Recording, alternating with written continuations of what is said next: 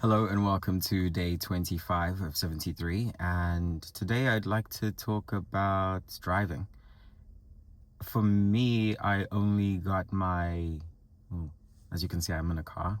My good wife asked me to run a few errands while she was doing bedtime tonight, so I thought it would be an appropriate setting for the video today. So I've just done what I had to do and I'm about to drive back home, but it's something that dawned upon me while I was walking around in the store what I needed to talk about today. So as far as driving is concerned, for me, it's something I only started doing later in life, and it was because I had convinced myself, and I think I've talked about this briefly before, but I convinced myself that it was something that I wasn't able to do, not only from the perspective of having lost both my parents to car accidents, but also having to convince myself that as far as change was concerned, it was something that was always out of reach.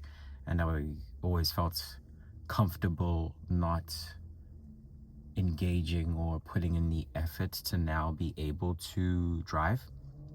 And for a long time, it didn't bother me because I thought it was, hey, part of destiny, part of fate, part and parcel of who I was as a person, and something that I couldn't be able to,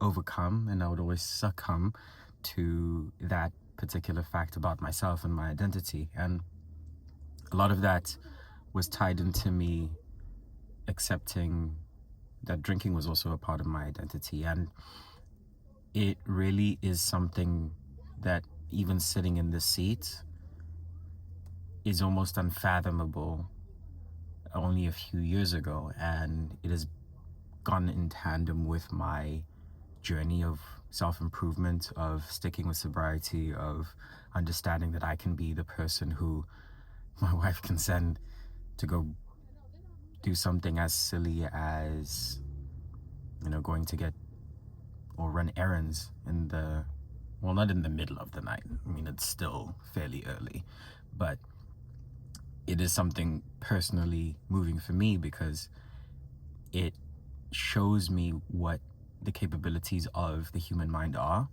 and by extension, knowing that nothing is ever truly impossible.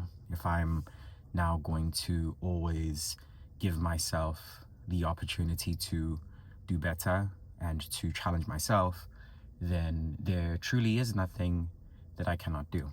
So it gives me a lot of confidence, and I feel quite chuffed every single time she does ask me, even though it is, something tiny in comparison to those of you who've always been driving. And I wanted to just take a moment to be able to not only switch up the background, but also have that peace of mind and moment of quiet just before I go back home. So I know it's not anything extremely profound in comparison to what I've spoken about before, but I feel so much happiness and joy and love for myself in being able to do something like this, and to understand that as long as I'm maintaining the focus, as long as I have the peace of mind to know what it is that is ultimately possible, then I can always do it.